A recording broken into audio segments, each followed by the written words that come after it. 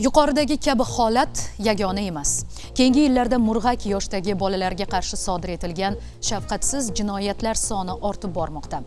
Farzandini urib o'ldirgan, o'gay bolaga pichoq urgan yoki ota-onasi tomonidan xavfga duchor qilingan go'daklar qismati jamiyatimizni larzaga solmoqda. Hozirgi lavhamiz ham aynan shunday voqealar tahliliga qaratilgan. Unda ota-onalik mas'uliyati, jamiyatning bolani himoya qilishdagi roli va har bir murg'akning hayotda qadr-qimmati borligi haqida so'z boradi. Sizni xabardor qilishimiz shart bo'lgan mavzu bevosita bolalar bilan aloqador. Boshqacha qilib aytganda esa hozir aytmoqchi bo'lganlarimiz sabab birmuncha vaqt o'zingizga kela olmay yurishingiz ham mumkin. Bundan 4 yil avval, ya'ni 2022-yilning yanvariga qaytamiz. Toshkent. Hayvonot bog'i ota-onalar farzandlari bilan hordiq chiqarib yuribdi.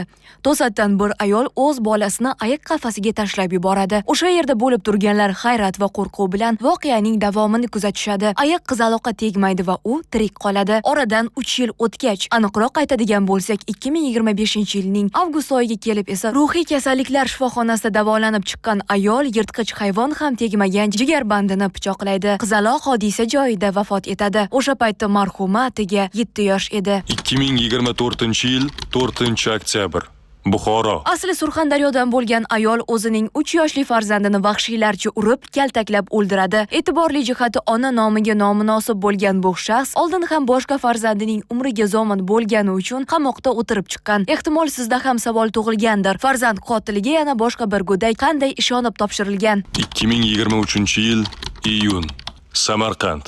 Bu safargi qotillik ota tomonidan sodir etilgan. Sabablari esa quyidagicha. Erkak telefonda janjallashib qolganidan so'ng o'sha paytda Isroil davlatida ishlab turgan xotiniga jahl qilib, 3 nafar voyaga yetmagan farzandini o'ldiradi. O'zining chap ko'krak qafasiga ham jarohat yetkazishni unutmaydi albatta. Ammo erkak tirik qoladi. Unga berilgan jazo bir umrlik qamoq va vijdon azobi bo'lgani shubhasiz. 2024-yil 9-iyul. Toshkent. Yil fojiasi deya ayta olishimiz mumkin bo'lgan voqeaga ham yetib keldik. Yashnobod tumanidagi ko'p qavatli uylardan birida ijara asosida istiqomat qilib kelgan 31 yoshli erkak o'gay o'g'liga 12 marotaba pichoq uradi. Bolakay atigi 3 yoshda edi o'shanda. Yuz ko'zlari va tanasidan olgan jarohatlari sabab murg'ak go'dak shifoxonaga yetmasdan turib jon beradi. Erkakning esa doimiy narkotik iste'mol qilib kelgani va hodisa sodir bo'lgan kuni ayol bilan qattiq janjallashib qolgani sabab qilib keltirilgan. Jinoyatchi 24 yil muddatga ko'zlarini tuproq yopgan bolakay esa manguga ketdi afsuski. Qanchalik ayanchli bo'lmasin, haqiqat haqiqatligicha qoladi. Biz yuqorida keltirgan misollar esa bilganlarimizning bir qismi xolos. Deya olmasman, murg'ak jonim qaytib ber, ular seni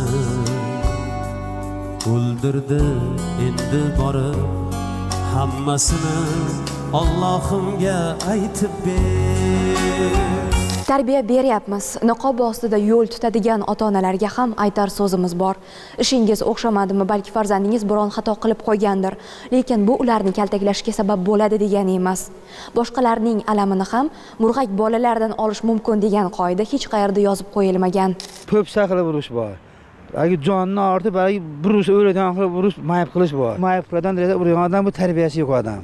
Endi beshafqatcha urish kerak emas deb o'ylayman, lekin yoshligimda uydagilar misol uchun cho'mich bilan quylashgan payti bo'lgan. Ular bilan xuddi do'st sifatida munosabatda bo'lib gaplashgani yaxshi deb o'ylayman. Urish yomon, gap bilan ham tarbiyalasa bo'ladi.